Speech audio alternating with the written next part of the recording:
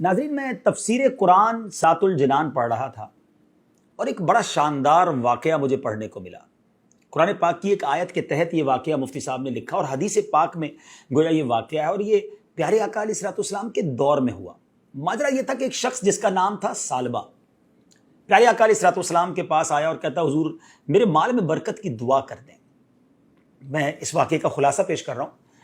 تو پیارے آقا علیہ الصلوۃ والسلام نے فرمایا، اے ثعلبہ، وہ اچھا ہے مال جس پر تم اللہ کا شکر ادا کر سکو، چاہے وہ تھوڑا ہو، اس زیادہ مال سے بہتر ہے جس کا تم شکر ہی ادا نہ کر سکو۔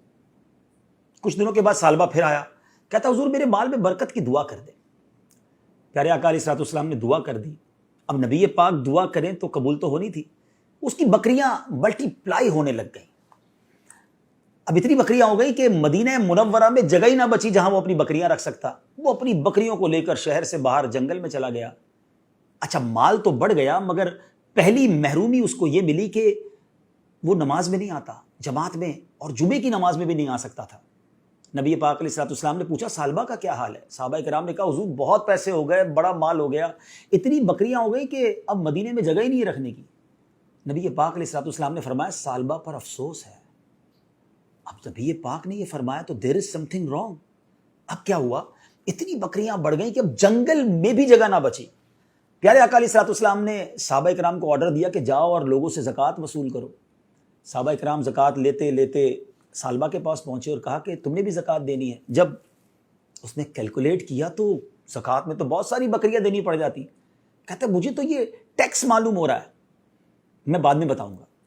صحابہ کرام جب ریٹرن بیک ہوئے نبی پاک علیہ الصلوۃ والسلام کی بارگاہ میں، اس سے پہلے کہ وہ بتاتے کہ ثعلبہ نے کیا کہا، نبی پاک نے 2 ٹائمز، جی ہاں 2 بار فرمایا ثعلبہ پر افسوس ہے۔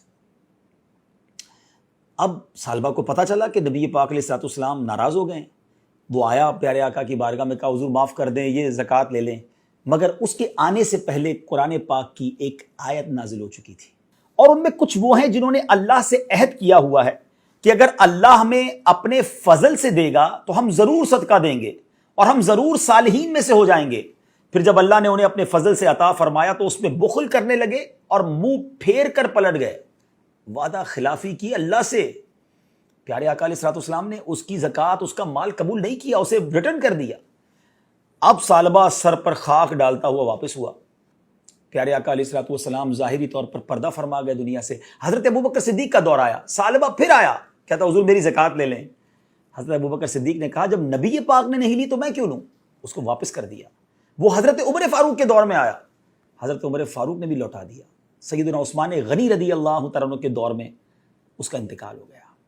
ناظرین، اس واقعے کے بعد قبلہ مفتی قاسم صاحب نے تفسیر قرآن سرات الجنان میں کمال کی باتیں لکھی کہ آج ہم کیا کرتے ہیں؟ دعا کرتے ہیں یا اللہ بس مال دے دے، پھر زکوٰۃ بھی پوری دینی، پھر صدقہ بھی خوب کرنا، پھر میں تیری راہ میں خوب خرچ کروں گا، مسجدیں بھی بناؤں گا۔ پیسہ آنے کے بعد سب بھول جاتے ہیں۔ یا اللہ اس مشکل سے نکال دے، بس پھر میں نے نمازیں ہی پڑھنی ہے، نفل ہی پڑھنے ہیں، میں نے صدقہ خیرات ہی کرنی ہے، بس یہ بیماری دور ہو جائے، یہ قرضہ اتر جائے۔ کتنے وعدے کیے زندگی میں، جب وہ کام ہو گئے تو سب بھول گئے۔ غور کیجئے، کہیں ہم یہ والا کام تو نہیں کر رہے جو ثعلبہ نے کیا تھا؟ اور پھر ایسی لعنت ہوتی ہے کہ پھر اس کی زکوٰۃ بھی قبول نہ کی گئی۔ علماء نے اس پر بھی ڈیبیٹ کی ہے کہ کیوں ثعلبہ کی توبہ قبول نہیں ہوئی، ثعلبہ کی زکوٰۃ قبول نہیں کی جاتی تھی۔ تو بتایا گیا کہ ثعلبہ جب بھی پیسے دینے آتا تھا نا، اس ڈر سے آتا تھا کہ لوگ برا بھلا کہہ رہے ہیں مجھے، اتنا برا ہوں میں کہ میری زکوٰۃ ہی قبول نہیں ہو رہی ہے۔ وہ لوگوں کی شرم میں عبادت کرتا تھا، اللہ کے لیے نہیں۔ آج بھی کچھ لوگ ایسے ہیں کہ اس لیے نیکیاں کرتے ہیں، اس لیے حج کرتے ہیں، اس لیے زکوٰۃ دیتے ہیں، اس لیے قربانی کرتے ہیں، بڑے بڑے جانور لاتے ہیں کہ لوگ کیا کہیں گے اگر میں نہیں کروں گا، کنجوس کہیں گے لوگ۔ لوگوں کے لیے عبادت کرنی ہے؟ پلیز سوچئے گا، اللہ کے لیے عبادت کریں اور اللہ سے جو وعدہ کریں اسے پورا کریں۔ ہمیں رب نے بہت کچھ دیا ہے، جو دیا ہے نبی پاک کا وہ جملہ یاد رکھیے گا کہ وہ تھوڑا اچھا ہے جس کا تم شکر ادا کر سکو، اس زیادہ سے جس کا شکر بھی ادا نہ کر سکو۔ آخری بات کہہ کر گفتگو ختم کرتا ہوں کہ ایک بڑا پیارا کوسچن کیا گیا کہ ہمیں کیسے پتا چلے کہ یہ نعمت ہے جو ہمیں اللہ نے عطا کی ہے یا یہ ہماری آزمائش ہے؟ علماء نے بڑا پیارا جواب دیا کہ جو نعمت تمہیں ملے اور تمہیں اللہ سے قریب کر دینا، سمجھ لو وہ نعمت ہے۔ اور جب تمہیں کوئی نعمت ملے، کوئی مال ملے، کوئی بھی چیز ملے اور وہ تمہیں اللہ سے دور کر دے، سمجھ لو وہ آزمائش ہے۔ تو اللہ سے ہم اچھی نعمتوں کا سوال کرتے ہیں جو ہمیں رب سے قریب کرتے ہیں۔ صلو علی الحبیب صلی اللہ تعالی علی محمد صلی اللہ علیہ وسلم۔